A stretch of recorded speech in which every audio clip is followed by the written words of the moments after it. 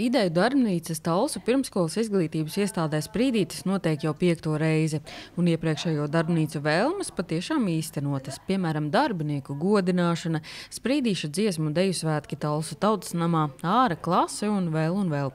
Arī šoreiz sanākušie sadalās 3 tematiskās grupās. Man šeit mācās 3 bērni. Un man ļoti patīk tā iesaiste, ka uzaicina vecākus, ka viņi var izteikt savas domas, idejas un arī sadzirdēt, kas jau notiek šeit. Darba grupa sākuma daļa informatīva. Pirmskolas izglītības iestāde iepazīstina ar to, ko jau šobrīd dara. Visu var aptaustīt, izšķamdīt, izmēģināt, un virtuves pavēlnieces mamām, kuru bērni sūdzas, ka viņas neprot gatavot tik garšīgi kā bērnudārzā, gatavas arī rīkot meistarklases. Un izstāstīt dažus tādus knifus, kas ir mūsu rīcībā. Ideju darbnīcā piedalās ne tikai vecāki, bet arī paši darbinieki, kolēģi no Talsu 2. vidusskolas, kas turpina mācīt bērnus, kas Sprīdītī izloloti, no sporta skolas un izglītības pārvaldes. Man šis vispār šķita ļoti interesanti, tāpēc, ka ir daudzas lietas, ko mēs zinām, kas ir birokrātija, bet redzēt, izbaudīt un būt kopā, un arī iestādes darbiniekiem saprast, ka ne tikai izglītības pārvalde, te es domāju, varēja būt arī sociālais dienas, te varēja būt arī bāriņtiesa patiesībā, ka mēs esam draugi, mēs varam sadarboties, mēs varam palīdzēt risināt jautājumus. Man šķiet, ka tas ir svarīgi. To šodien arī pierādījās. Daudzas lietas arī, ko es no sava amata pienākumiem varēju izstāstīt un paskaidrot.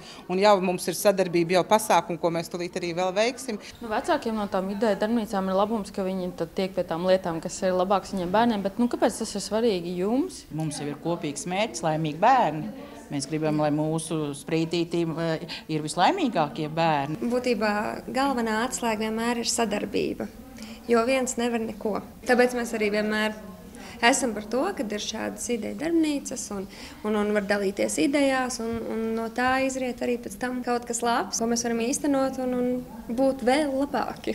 Šobrīd Talsu novadā taupības pasākumi un patiesībā idejas, kas šoreiz izskanēja darbnīcā, īstenojamas ar pavisam nelieliem līdzekļiem vai var pat būt kā brīvprātīgas iniciatīvas, piemēram, labo apģērbu lāde. Šoreiz man ļoti uzrunāja idejas, kā āra laukumiņā papildināt ar sajūtu taku, ka E-klasē varētu arī varbūt parādīties ēdienkarte, lai nesakrīt ar mājās esošo. Man kā tādam dabas zinību fanam, man ļoti patīk ideja par āra klasi, par sajūtu taku.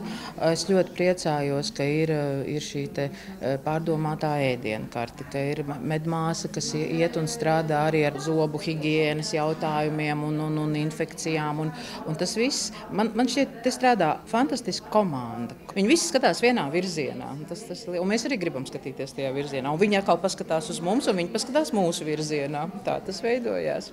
Sanita Liepiņa, Terēza Matisone, TV9 Pakalni.